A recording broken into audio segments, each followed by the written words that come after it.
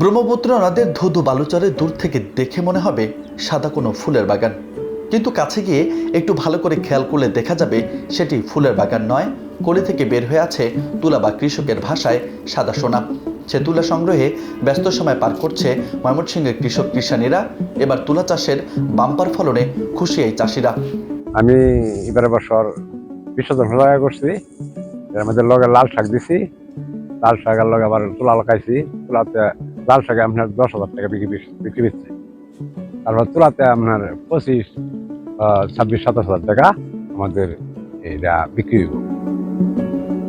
ময়মনসিংহ তুলা উন্নয়ন বোর্ড সূত্রে জানা যায়, ময়মনসিংহ জোনের আওতায় ময়মনসিংহ, জামালপুর, শেরপুর, টাঙ্গাইল জেলায় তুলা চাষ করা হয়েছে।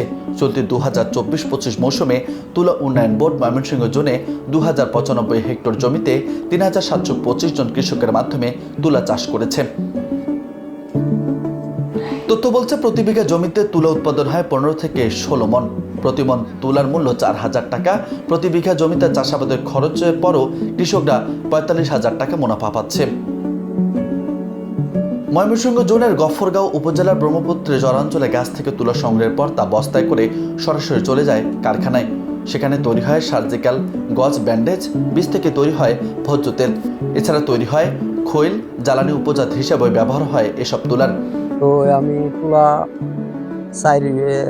4 বিঘা মতো করছি আর কি। তো ওই তুলাটা অবশ্য লাভবান। আমরা যে বিএস আছে, সে আসে আমাদেরকে দেখাশোনা করে, সমস্যা নাই, ওনার সহযোগিতা আমরা পাই। তারপরে আমি এইখানে মনে করেন লাউ করছিলাম, লাউয়ের ডুগা বিক্রি করছি প্রায় 20,000 মতো।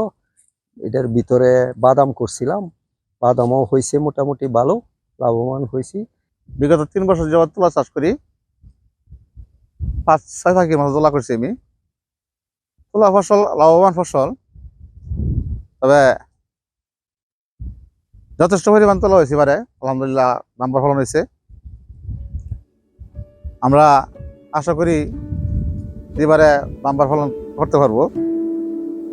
নিষ্ফলা জমিতে তুলা চাষ করায় একদিকে যেমন জমির সুষ্ঠু ব্যবহার নিশ্চিত হচ্ছে, অন্যদিকে লাভবান হচ্ছেন কৃষকরাও।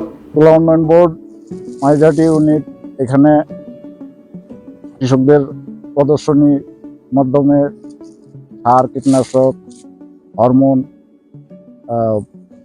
বিনামূল্যে প্রদর্শনীর মাধ্যমে বিতরণ করা হয়। এছাড়াও অন্যান্য সাধারণ তুলা চাষিদের জন্য বিভাগীয় লোনের ব্যবস্থা আছে।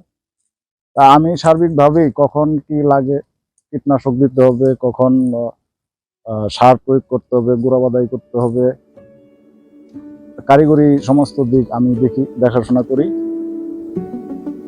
দেশে প্রতি বছর বিপুল পরিমাণ তুলা বিদেশ থেকে আমদানি করতে হয়। তুলা দেশে উৎপাদন করতে পারলে বিপুল পরিমাণ বৈদেশিক মুদ্রা সাশ্রয় করা সম্ভব হবে।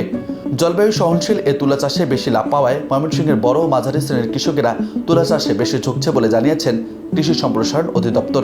ময়মনসিংহ জোনে তুলার ফলন বেশ ভালো হয়েছে। প্রতি বিঘা জমি থেকে চাষিরা প্রায় গড়ে 15 মণ হারে ফলন পেয়েছে। তাছাড়া এবছর তুলার দামও বেশ ভালো।